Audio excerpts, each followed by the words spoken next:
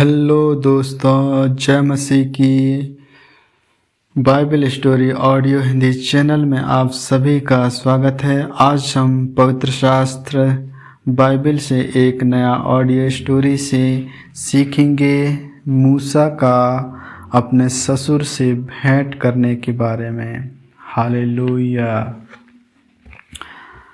जब मूसा के ससुर मिघान में याजक इत्रो ने यह सुना कि परमेश्वर ने मूसा और अपनी प्रजा इज़राइल के लिए क्या क्या किया है, अर्थात यह कि किस रीति से यहोवा इज़राइलियों को मिस्र से निकाल ले आया, तब मूसा का ससुर इत्रो मूसा की पत्नी सिप्पोरा को, जो पहले नेहर भेज दी गई थी, और उसके दोनों बेटों को भी ले आया। इसमें से एक का नाम मूसा ने यह कहकर गेर्शोम रखा था, मैं अन्य देश में परदेशी हुआ हूँ, और दूसरे का नाम उसने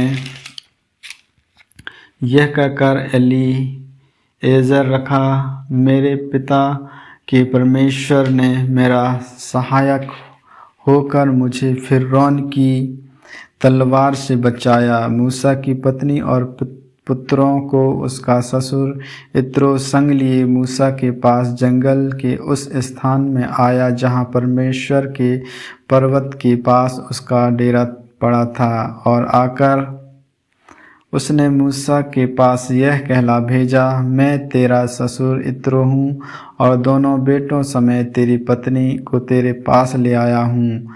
तब मूसा अपने ससुर से भेंट करने के लिए निकला और उसको दंडवत करके चूमा, और वे परस्पर कुशल क्षेम पूछते हुए डेरे पर आ गए। वहाँ मूसा ने अपने ससुर से वर्णन किया कि यहोवा ने इज़राइलियों के निर्मित फिरौन और मिस्रियों से क्या क्या किया, और इज़राइलियों ने मार्ग में क्या क्या कष्ट उठाया, फिर यहोवा उन्हें कैसे कैसे छुड़ाता आया है।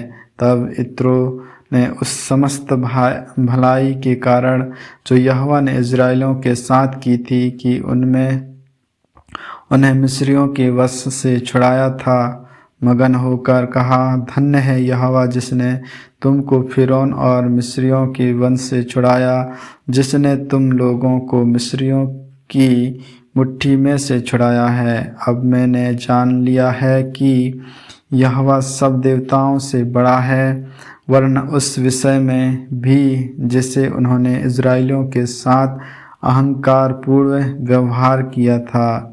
तब मूसा के ससुर इत्रो ने परमेश्वर के लिए होमबलि और मेलबलि चढ़ाए, और हारून इज़राइलियों के सब पुरनियों समेत मूसा के ससुर इत्रो के संग परमेश्वर के आगे भोजन करने को आया।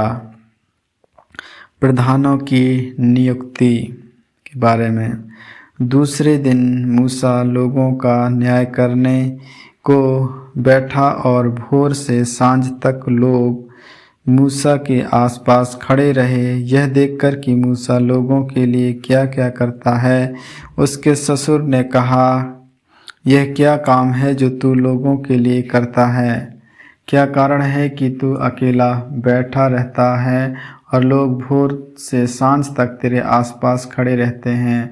मूसा ने अपने ससुर से कहा, इस कारण यह है कि लोग मेरे पास परमेश्वर से पूछने आते हैं। जब जब उसका कोई मुकदमा होता है तब वे मेरे पास आते हैं, और मैं उनके बीच न्याय करता और परमेश्वर की विधि और व्यवस्था उन्हें समझाता हूँ। मूसा के ससुर ने उससे कहा, जो काम तू करता है वह अच्छा नहीं। इससे तू क्या, वरन ये लोग भी जो तेरे संग हैं निश्चय थक जाएंगे, क्योंकि ये काम तेरे लिए बहुत भारी है, तू इसे अकेला नहीं कर सकता। इसलिए अब मेरी सुन ले, मैं तुझको सम्मति देता हूँ, और परमेश्वर तेरे संग रहे।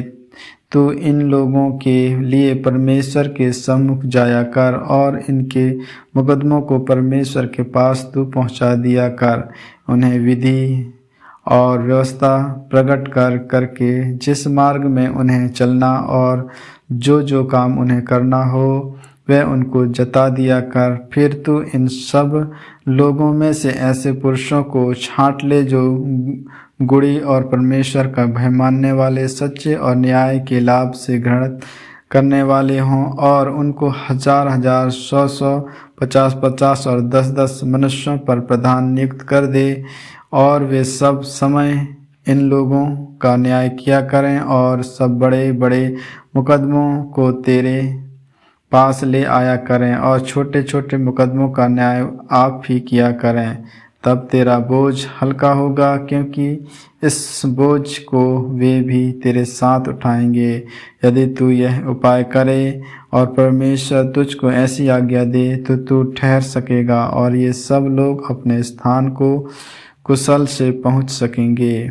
आपने ससुर की यह बात मानकर मूसा ने उसके सब वचनों के अनुसार किया। अतः उसने सब इज़राइलियों में से गुड़ी पुरुषों को चुनकर उन्हें 1000-1000, 100-100, 50-50, 10-10 लोगों के ऊपर प्रधान ठहराया, और वे सब लोगों का न्याय करने लगे। जो मुकदमा कठिन होता उसे वे मूसा के पास ले आते थे, और सब छोटे मुकदमों का न्याय वे आप ही किया करते थे। तब मूसा ने अपने ससुर को विदा किया और उसने अपने देश का मार्ग लिया। आमीन, आमीन। परमेश्वर इन वचनों के सुनने के द्वारा आप सबों को आशीष दे। आगे की और भी ऑडियो स्टोरी सुनने के लिए Bible stories audio Hindi channel को लाइक, सब्सक्राइब और बेल आइकन को दबाएं। सभी प्रिय भाई बहनों को जय मसीह की।